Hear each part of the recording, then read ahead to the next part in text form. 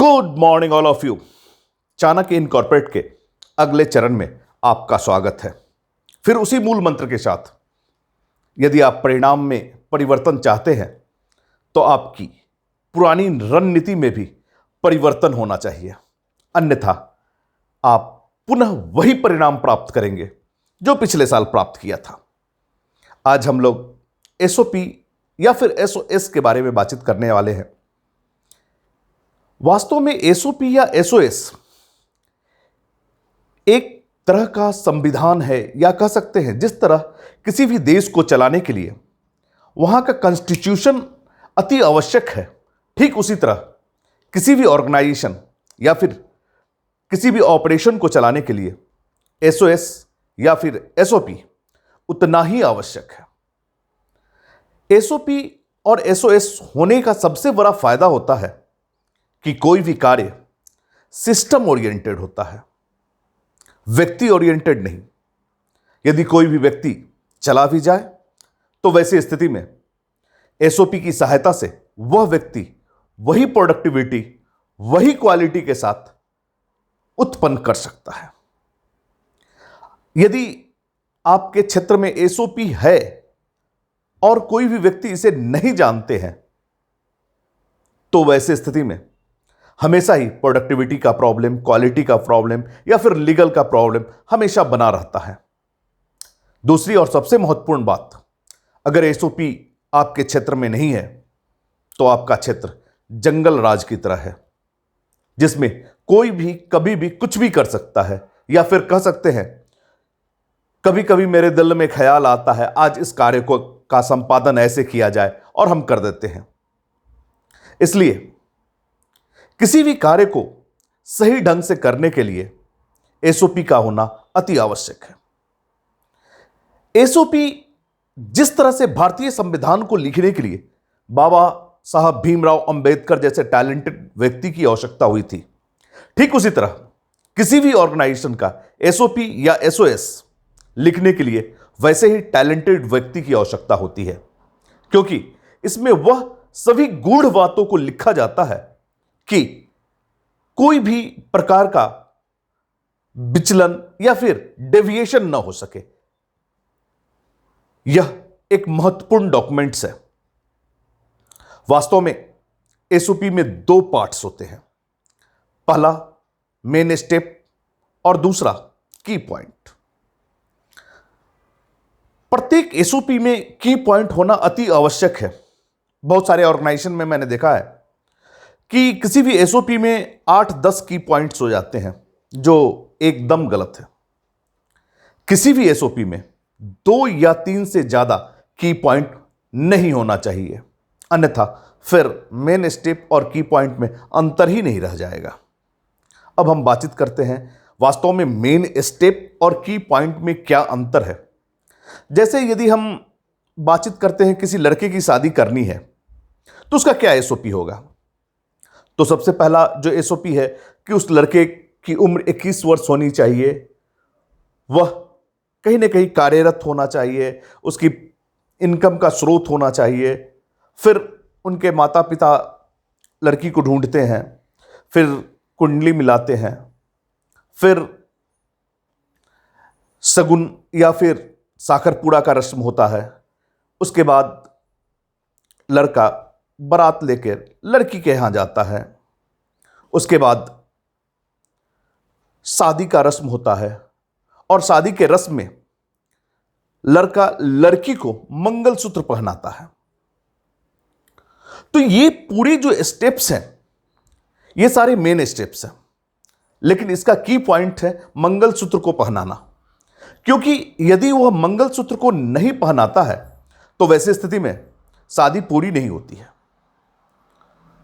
ठीक उसी तरह किसी भी एसओपी या एसओएस में जो की पॉइंट्स होते हैं, अगर इसे आप छोड़ देते हैं या फिर उसे भूल जाते हैं या फिर उसका पालन नहीं करते हैं तो उसका सीधा impact productivity, quality, cost, safety, delivery या फिर मोरल पे पड़ता है। इसलिए प्रत्येक एसओपी के की पॉइंट्स को हमेशा फोकस देना चाहिए, उसके दूरगामी प्रभाव को हमेशा नीचे के लोगों को या शॉप फ्लोर के लोगों को उसकी पूरी जानकारी होनी चाहिए, इसका क्या इंपैक्ट होता है, या फिर इसे अगर हम छोड़ देते हैं या फिर छूट जाता है तो इसका दूरगामी प्रभाव क्या पड़ने वाला है। जब तक यह उन्हें पूरी जानकारी नहीं होगी तब तक एरर की संभावना प्रबल बनी रहेगी, बहुत सारे क्लेम्स भी आएंगे। अब रही बात एसओपी कैसे याद करना है। जैसे मैं बिहार का रहने वाला हूं, यदि मैं 2 का पहारा बोलता हूं तो दुक्का 2 2 दूनी 4 2 3 6 2 चौका 8। लेकिन यदि आप मध्य प्रदेश या महाराष्ट्र के रहने वाले हैं तो वैसी स्थिति में आप भी 2 का पहारा या टेबल बोलेंगे तो उनका सीरीज या उनका सीरियल एकदम ऐसा ही होगा। 2 के बाद 4, 4 के बाद 6, 6 के बाद 8। ऐसा नहीं कि 2 के बाद 10, 10 के बाद 4, 4 के बाद 8, ऐसा नहीं हो सकता है। इसी तरह प्रत्येक व्यक्ति को जो उस क्षेत्र में है उन्हें उनका एसओपी एक लाइन में, एक सीरीज में आना चाहिए। कह सकते हैं कि each and every person capable to demonstrate complete activity its sequence, तभी जाके आपका कार्य एक सही दिशा में आगे बढ़ सकता है। प्रत्येक व्यक्ति को यह ध्यान रखना होगा कि उन्हें की पॉइंट मालूम है कि नहीं। अगर की पॉइंट अगर छूट जाता है तो उसके क्या दूरगामी प्रभाव हो सकते हैं, यह आपके एरिया ओनर को, प्रत्येक व्यक्ति को बताना होगा, समझाना होगा, तभी जाकर आप सही रिजल्ट प्राप्त कर सकते हैं।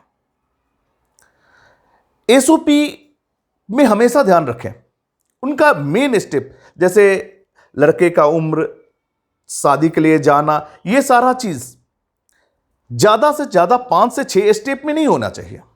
यदि स्टेप की संख्या बढ़ रही है तो वैसे स्थिति में आप एसओपी को टुकड़े टुकड़े में बांट दें। 3 या 4 टुकड़े में हो जाता है तो कोई फर्क नहीं पड़ता है। और प्रत्येक एसओपी में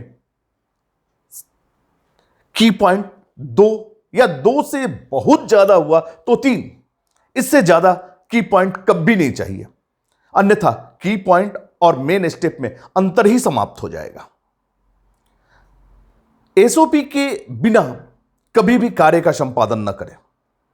और आपके क्षेत्र में जब कभी भी कोई आते हैं तो वैसे स्थिति में सबसे प्रथम कार्य उन लोगों को एसओपी के बारे में बताना, याद करवाना, ठीक उसी तरह जैसे टेबल याद करते हैं। और ध्यान रखें एसओपी का अमेंडमेंट हमेशा होना अति आवश्यक है। अगर एसओपी में हमेशा चेंजेस नहीं आ रही है तो वैसे स्थिति में यह माना जाता है कि आपका एसओपी लाइव नहीं है, क्योंकि जब भी आपका किसी भी कार्य का संपादन करते हैं तो वैसे स्थिति में धीरे धीरे उसमें कई एक तरह की परिवर्तन होते हैं और यही परिवर्तन काइजन में कन्वर्ट करता है।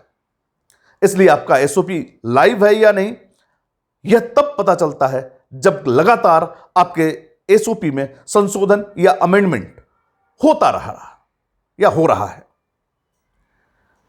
प्रत्येक व्यक्ति को यह भी जानना अति आवश्यक है किसी भी एसओपी के किसी भी मेन स्टेप के अवॉइड करने से उसका इंपैक्ट कहां पड़ता है, पी क्यू, या तो प्रोडक्शन पे पड़ रहा है या प्रोडक्टिविटी पे, क्वालिटी पे, सेफ्टी पे, मोरल पे या लीगल पे।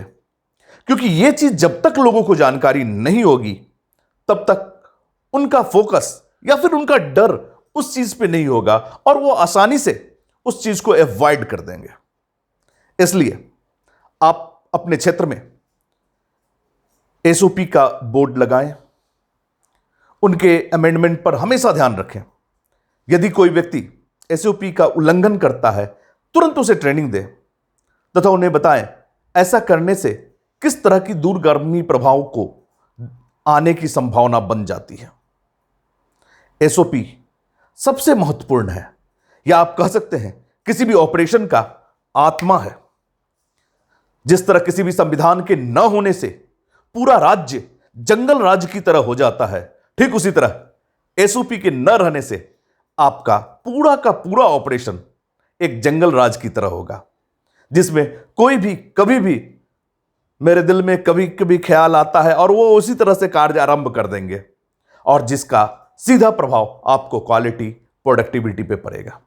अतः ध्यान रखें, कार्य आरंभ होने से पहले प्रत्येक व्यक्ति का चेक करें, उन्हें एसओपी आता है या नहीं, नहीं आता है तो उन्हें ट्रेनिंग दे, और तब तक ट्रेनिंग दे जब तक उन्हें जिस तरह टेबल 2 का याद प्रत्येक क्षेत्र के लोगों को एक ही सीरीज में याद होता है, उसी तरह प्रत्येक व्यक्ति को आपके क्षेत्र के एसओपी भी उसी तरह सीरीज में याद होनी चाहिए।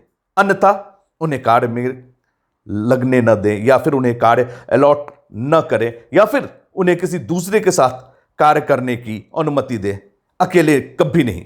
अन्यथा वही परिणाम होगा जो आप कभी नहीं चाहते हैं कि आपके क्षेत्र में हो।